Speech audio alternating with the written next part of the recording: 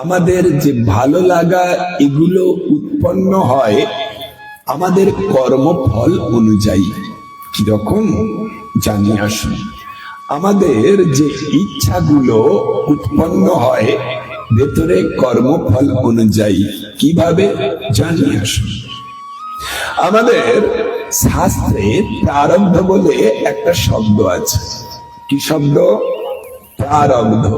কাকে বলে? পাপ পুণ্যের টোটাল ফলটাকে বলে প্রারব্ধ। কি বলে? একটু বলুন আমার সঙ্গে। প্রারব্ধ কাকে বলে? টোটাল কর্মফল, পাপ পুণ্যের মিলিত কর্মফলটাকে বলা হয় প্রারব্ধ। এই প্রারব্ধ আছে জানবেন কিভাবে? যদি প্রারব্ধ থাকে তার থেকে উৎপন্ন হয় নিজের ভোগ করার ইচ্ছা, সসুখ বাসনা। তার মানে সসুখ বাসনা আছে মানে ভেতরে ভোগান্তির কারণ কর্মফল আছে। বোঝা যাচ্ছে? এই প্রারব্ধ থেকে সৃষ্টি হয় নিজের ভোগ করার ইচ্ছা। তার মানে প্রারব্ধ কম, ভোগ করার ইচ্ছা কম। প্রারব্ধ যত বাড়বে নিজের ভোগ করার ইচ্ছা তত বাড়বে। দেখবেন এই যে ভোরে বেলাতে আগে এতটা ছিল না। ভোরে বেলাতে হাজার হাজার লোক রাস্তায় হাঁটছে। কেন? ভুঁড়ি কমানোর জন্য, সুগার কমানোর জন্য।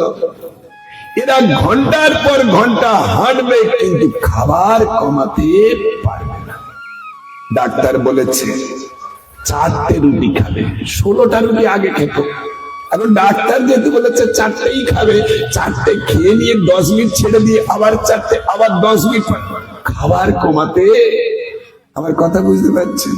বা সে 16টা রুটি খেত, 4টে বলেছে, দেখা যাচ্ছে 16টা রুটিতে যেটুকু আটা লাগে ওটা 4টে রুটি তৈরি করে খাবে, কিন্তু খাবার রোগ ভালো হবে। আমার কথা বুঝতে পারছেন? কেন? জানে না তো কারণটা। পাপ পুণ্য প্রচুর করছে, সেখান থেকে ভোগ করার ইচ্ছা বেড়ে যাচ্ছে, কিন্তু নিজেও তার ভোগ করার ইচ্ছা কন্ট্রোল করতে। তাহলে প্রারব্ধ কর্ম থেকে কি উৎপন্ন হয়? নিজের ভোগ করার ইচ্ছা। এই প্রারব্ধ কর্মটা ভোগ না করলে ক্ষয় করা যাবে না। শাস্ত্রে বলছে ইয়াদ ব্রহ্ম সাক্ষাৎ কৃত নিশ্চয়াপি বিনাশ মায়াতি বিনা ন ভোগই। কি বললেন? সাক্ষাৎ ব্রহ্ম নির্ধারণ করে গেছেন যে এই প্রারব্ধ কর্ম ভোগ না করলে কর্মফল ক্ষয় করা যাবে না। সেই জন্য কিভাবে ভোগ আগে ক্ষয় করা যায় সে বিষয় নিয়ে চিন্তার আবশ্যকতা আছে। এখন দেখুন, সুকৃতি বলে একটা শব্দ আমাদের শাস্ত্রে আছে। কি বলুন? সুকৃতি। সুকৃতি মানে ভালো কর্ম না। সব থেকে ভালো কর্ম হচ্ছে আমার গোবিন্দের সেবা। সেই গোবিন্দের সেবার ফলে যে বস্তু উৎপন্ন হয় সেটাকে বলে সুকৃতি। বোঝাতে পারলাম না? ধরুন আপনি যা রূপ পেয়েছেন, যা গুণ পেয়েছেন, যে বংশে জন্মেছেন, যা অর্থ সামর্থ্য যা কিছু পেয়েছেন, সব আমার পূর্ব জন্মের কর্মফল। তাহলে কর্ম করেছিলাম, সেই ফল পেয়েছি। ওই যোগ্যতাটা যদি নিজের সুখের কাজে লাগালাম, যে কর্ম করেছিলাম কর্মফল যা পাওয়ানা ছিল সেটা আদায় হয়ে গেল, অবশেষ কিছু। কিন্তু ওই যা যোগ্যতা, রূপ, গুণ, সামর্থ্য পেয়েছেন তার দ্বারা যদি অন্যের সুখে ইনভেস্ট করতে পারেন, ওটা 1000 গুণ সুখ হিসাবে আপনার জন্য পর জন্মে অপেক্ষা করবে। সেখানে ভোগ করতে পারবেন, 1000 গুণ হিসাবে আপনার জন্য অপেক্ষা করবে। বোঝা গেল? কিন্তু ওই পুণ্যটাও সুভোগ করলে ক্ষয় হয়ে যাবে। ওই পুণ্যের দ্বারা পাপ ক্ষয় করা যাবে না। বোঝা গেল? এবারে শুনুন, এই যে সুকৃতি, সুকৃতিটা আপনার যোগ্যতার দ্বারা আপনার রূপ গুণ সামর্থ্য যা পেয়েছেন, ওই যে পূর্ব জন্মের কর্মফল দ্বারা পেয়েছেন, ওটা দিয়ে যদি ভগবানের সুখের কাজে লাগিয়ে ভগবানকে যতটা পরিমাণ সুখী করতে পারবেন, ততটা পরিমাণ সুকৃতি আপনার জমা হয়ে যাবে। পুণ্যটা সম্ভোগ করলে ক্ষয় হয়ে যাবে, পাপটা দুঃখ ভোগ করলে ক্ষয় হয়ে যাবে। ভগবানের সুখের ফল, ভগবানের সেবার ফল, সুকৃতিটা 1000 জন্ম ভোগ করলে ওটা কোনোদিন ক্ষয় হবে না। দ্রৌপদী তিনি সূর্যের উপাসনা করে একটা অক্ষয় রান্নার পাত্র পেয়েছিল, তাতে রান্না করা দ্রব্যগুলো লক্ষ লক্ষ লোকের জন্য তুলে নিলেও সঙ্গে সঙ্গে পূরণ হয়ে যাবে, তুলে নিলেই আবার সম্পূর্ণ হয়ে যাবে। ওটাকে বলে অক্ষয় পাত্র। ঠিক তেমনি আপনি আপনার অর্থ সামর্থ্য যোগ্যতা দ্বারা যদি ভগবানের সেবা করে দিয়ে সুখী করতে পারেন ভগবানকে, আপনার সুকৃতি উৎপন্ন হয়ে গেল। ওই সুকৃতিটা 1000 ভোগ করলে ওটা ক্ষয় হবে না। এই সুকৃতি থেকে উৎপন্ন হয় ভগবানের সেবা করার ইচ্ছা। কি উৎপন্ন হয়? ভগবানের সেবা করার ইচ্ছা। আর কি উৎপন্ন হয়? ভগবানের বস্তু ভালো লাগা, স্বাভাবিক ভালো লাগা। ভগবানের নাম শুনতে স্বাভাবিক ভালো লাগছে, মানে বুঝতে হবে আগের জন্মের ভগবানের সেবার ফল এর মধ্যে আছে। সেবা করেছিল, স্বীকৃতি হয়েছিল। স্বীকৃতি যেহেতু ক্ষয় হয় না, সেই জন্য এর ভিতরে আছে। ছোটবেলা থেকে তার ভগবানের নাম করতে ভালো লাগছে, সেবা করতে ভালো লাগছে, ভগবানের দর্শনে নিত্য করতে তার স্বাভাবিক ভাবে যে ভালো লাগা, কেন? ভেতরে স্বীকৃতি আছে তাই। আপনারা দেখবেন আপনাদের এলাকাতে যে দামোদর ব্রতে হরে কৃষ্ণ মহামন্ত্র কীর্তন করে নগর পরিক্রমা হয়, দেখবেন ওই পরিক্রমার সঙ্গে কোনো না কোনো দিন দেখবেন একটা বিশেষ কুকুর, সব কুকুর নয়, ও আপনার সঙ্গে পিছনে পিছনে সারা পাড়াটা পরিক্রমা করছে। আপনি ভাবতে পারেন যে ওর মালিক আছে সেই জন্য ও ঘুরছে, কিন্তু দেখবেন যেদিন ওর মালিক নেই সেদিনও ও আপনার পিছনে পিছনে পরিক্রমার পিছনে পিছনে ঘুরছে। কেন? এর কারণ এই কুকুরটা এর আগের জন্মে মানুষ দেহ পেয়েছিল, মানুষ দেহ পেয়ে মনুষ্যচিত কর্ম করতে পারেনি, পাপ করেছিল। সেই পাপের ফল দুঃখ ভোগ করার জন্য ওই রকম কত শত কুকুর, পশু পাখি, কীট পতঙ্গ দেহ পেয়েছে, তার মধ্যে এই কুকুর দেহটা একটা। কিন্তু ওই যে মানুষ দেহ পেয়ে পাপ করে এই পশু পাখি দেহে দুঃখ ভোগ করতে হচ্ছে পাপের ফল, সেই মানুষ দেহে হয়তোবা বৃন্দা দেবীর গোড়ায় একটু জল দিয়ে দিয়েছিল। বৃন্দা দেবী ভগবানের প্রিয়া, ভগবান খুশি হয়ে গিয়েছিল, ফলে তার স্বীকৃতিটা উৎপন্ন হয়ে গেছে। বা কোন সাধুগুরু বৈষ্ণবকে একটু লাইট দিয়ে পথ দেখিয়ে দিয়েছিল, ভগবানের ভক্তকে সহায়তা করেছে, সেই জন্য স্বীকৃতি হয়ে গেছে, ভগবান খুশি হয়ে গেছে। বা কোন ভক্তকে বললে প্রভু ওই গাছে ফুল আছে দেখে এসেছি, আপনি ফুলের সন্ধানটা ভক্তকে জানিয়ে ভক্তের উপকার করেছেন, ভক্তকে সহায়তা করাতে ভগবান খুশি হয়ে গেছে, স্বীকৃতি হয়ে গেছে। ফলে বা সবজি বিক্রি বা অন্য কোনো কিছু বিক্রি করার সময় ভক্ত ভেবে আপনি 5 টাকা কম নিয়েছেন, ভক্তের জন্য 5 টাকা কম নিয়েছেন, ভগবান খুশি হয়ে গেছে, স্বীকৃতি হয়ে গেছে।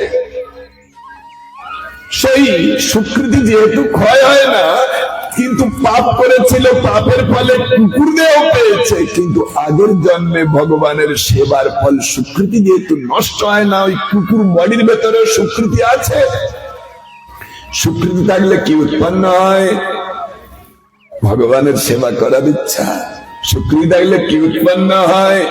ভগবত বস্তু ভালো লাগা। যেহেতু ওই কুকুরটার মধ্যেও আগের জন্মে ভগবানের সেবার ফল স্বীকৃতি আছে বলে ভেতরে, সেই জন্য আপনারা যে হরে কৃষ্ণ মহামন্ত্র কীর্তন করছেন, ওই স্বীকৃতির জন্য ভেতর থেকে ওই বিশেষ কুকুরটার ওই নাম শুনতে ভালো লাগছে। সেই ভালো লাগার টানে 1000 কুকুরের কামড় খাওয়ার সত্ত্বেও, 1000 লোকের লাথি খাওয়ার সত্ত্বেও আপনার পিছনে পিছনে ছুটে চলেছে। দেখবেন এর দ্বারা প্রমাণ হলো ভগবানের সেবার ফল স্বীকৃতি কোনোদিন নষ্ট হয় না, আর সেই স্বীকৃতি থেকে উৎপন্ন হয় ভগবানের সেবা করার ইচ্ছা। আপনি যদি ভগবানের সেবা করার স্বাভাবিক ইচ্ছা বাড়াতে চান, তাহলে কিভাবে বাড়াবেন সে বিষয় নিয়ে আলোচনা হবে, সঙ্গে থাকুন। এবারে দেখুন, এই স্বীকৃতির আর একটা মহান দিক হচ্ছে, ভালো করে শুনুন, একটু মিস করবেন না। এই স্বীকৃতির আর একটা মহান দিক আছে, যতটা পরিমাণ স্বীকৃতি হবে ততটা পরিমাণ প্রারব্ধ ক্ষয় করে দেবে। ভালো করে শুনুন, আমার কথা বুঝতে পেরেছেন? যতটা পরিমাণ স্বীকৃতি হবে ততটা পরিমাণ প্রারব্ধ, যেটা কিনা ভোগ না করলে ক্ষয় হতো না, এই স্বীকৃতি যতটা হবে ততটা প্রারব্ধ কর্ম অটোমেটিক্যালি ক্ষয় হয়ে যাবে। আমার কথা বুঝতে পেরেছেন? ধরুন আপনার স্বীকৃতি আছে 5, কত আছে? 5। তার মানে ভগবানের সেবা করার ইচ্ছার পরিমাণটা কত? 5। টোটাল 100 থেকে যদি 5 বাদ দেওয়া যায় কত হবে? 95। তাহলে প্রারব্ধের পরিমাণ কত? 95। প্রারব্ধ থেকে কি উৎপন্ন হয়? নিজের ভোগ করার ইচ্ছা। নিজের ভোগ করার ইচ্ছার পরিমাণ কত? 95 পরিমাণ। চিন্তা করে দেখুন, এই যে 5 পরিমাণ ভগবানের সেবা করার ইচ্ছা, আর 95 পরিমাণ নিজের ভোগ করার ইচ্ছা। 95 পরিমাণ ভোগ করার ইচ্ছার কাছে 5 পরিমাণ ভগবানের সেবা করার ইচ্ছা কোনোদিনই প্রকাশ হবে? ইচ্ছা আছে, ঠিক আছে, মরার পরেই ভজন করবো, এখন খেয়ে নি। আমার কথা বুঝতে পারছেন? তার মানে কি, এই যে ভোগ করার ইচ্ছার পরিমাণটা এত বেশি, তার কাছে ভগবানের সেবা করার ইচ্ছাটা কোনোদিন প্রকাশিত হতে পারবে না। কিভাবে পারবে জানিয়ে আসুন। ধরুন আপনি এই কার্তিক মাসের পরিক্রমাতে 30 দিন যে পরিক্রমা হয়েছে, আপনি 25 দিন পরিক্রমাতে এসেছেন। কতদিন গিয়েছিলেন? 25 দিন।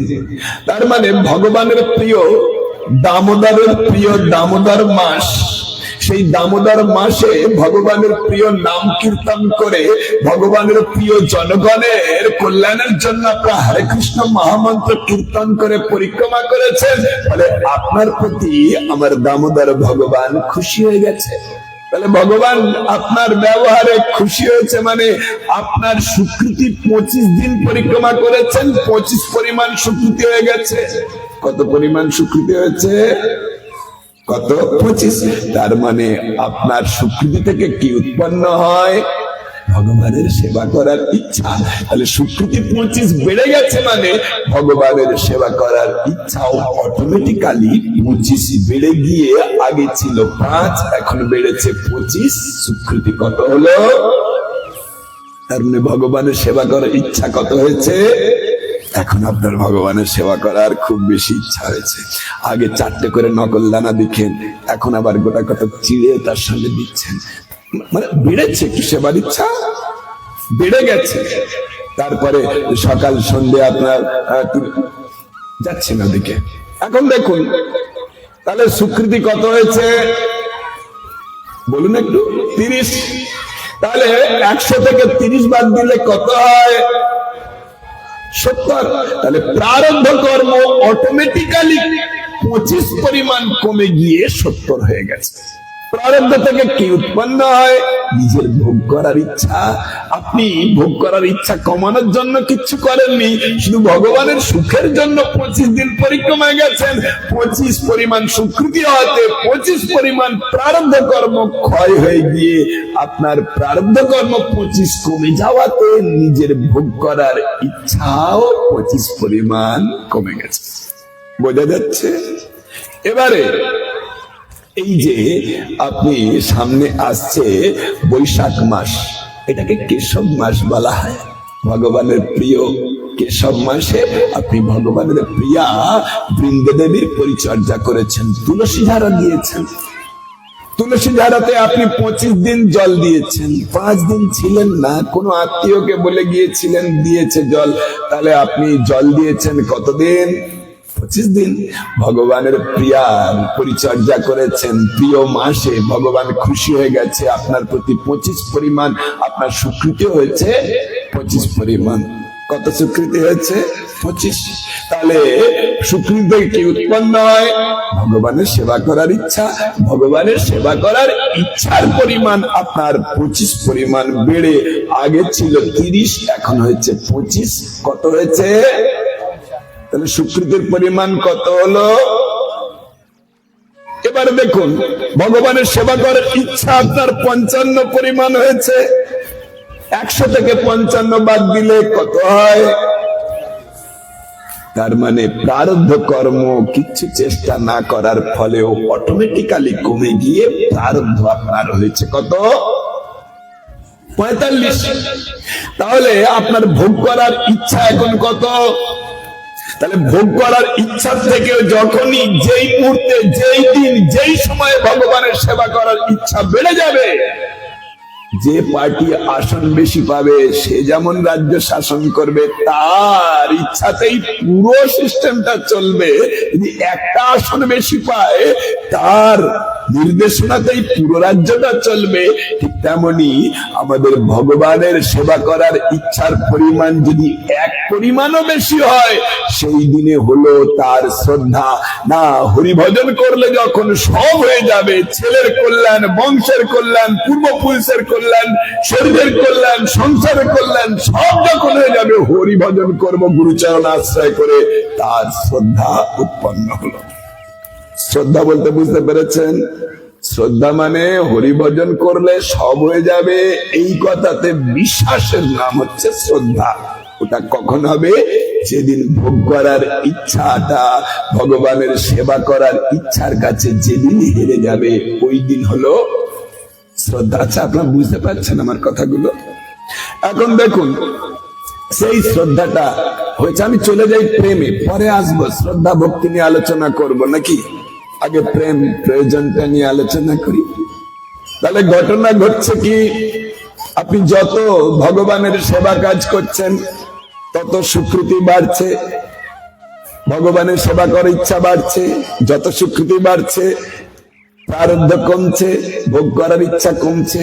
যত ভজন করছেন তত স্বীকৃতি বাড়ছে, তত আপনার ভগবানের সেবা করার ইচ্ছা বাড়ছে, তত প্রারব্ধ কমছে, তত নিজের ভোগ করার ইচ্ছা কমছে। এইভাবে যত সেবা করবেন ভগবানের সেবা করার ইচ্ছা বাড়তে বাড়তে বাড়তে বাড়তে বাড়তে বাড়তে যেদিন 100 হলো, সেই দিন ভগবানের সেই দিন ভোগ করার ইচ্ছা কমতে কমতে কমতে কমতে একেবারে শূন্য হলো। এই যে পরিস্থিতি তৈরি হলো, ওটা ভজনের ফলেই হবে। যেই দিন হলো ওটাকে বলে শুদ্ধ ভক্তি। শুদ্ধ ভক্তি মানে ভগবানের সেবা করার ইচ্ছা পূর্ণ, নিজের ভোগ করার ইচ্ছা শূন্য। বুঝে যাচ্ছে? এটাকে বলে শুদ্ধ ভক্তি। কি বলে? এটাকে বলে শুদ্ধ ভক্তি। প্রেম কোথায় প্রভু? আরো ঊর্ধ্বে। শুদ্ধ ভক্তিতে নিজের ভোগ বাসনা এতটুকু নেই, ভগবানের সেবা করার ইচ্ছায় পূর্ণ, কিন্তু ভগবানের সুখের জন্য নিজে কষ্ট স্বীকার শুদ্ধ ভক্তিতে নেই। যেই দিন এইরকম হলো, যেই দিন এইরকম হলো, হে গোবিন্দ, কেবল তোমার সুখ চাই, নিজের জন্য কিচ্ছু চাই না, উপরন্তু তোমার সুখের জন্য আমি কোটি কোটি দুঃখ হাসি মুখে মেনে নিতে পারবো, কোটি নরম ভোগ হাসি মুখে মেনে নিতে পারবো। এই যে যোগ্যতা, এটাকে বলে কৃষ্ণ প্রেম। বোঝা যাচ্ছে? বোঝা গেল কি? তার মানে গোপীরা যখন পায়ের ধুলে দিচ্ছে, নারদ মুনিবার বলছে, আরে এগুলো কি হবে জানো? এগুলো ভগবান খাবে, মাগবে, খেলে তার শিরপীড়া ভালো হবে, তোমাদের পাপ হবে না। নারদ মুনিবার বিচার পরে হবে, তার মানে জানতেন পাপ হবে, জেনেও দিচ্ছেন। কেন? হে গোবিন্দ, আমরা কঠিন নরক ভোগ সহ্য করতে পারবো, কিন্তু তোমার কষ্ট আমরা সহ্য করতে পারবো না। তোমার এতটুকু সুখের জন্য তার বিনিময়ে যদি আমার কঠিন নরক ভোগ হয় সেটা সহ্য করতে পারবো, কিন্তু তোমার কষ্ট আমরা সহ্য করতে পারবো না। এটাকে বলে কৃষ্ণ প্রেম। বোঝা গেল? এগুলো কায়দা করে হবে না। কি বললাম? এগুলো কায়দা করে এগুলো সম্ভব নয়। কিভাবে হবে সে বিষয় নিয়ে আলোচনা করব, আপনারা সঙ্গে থাকুন।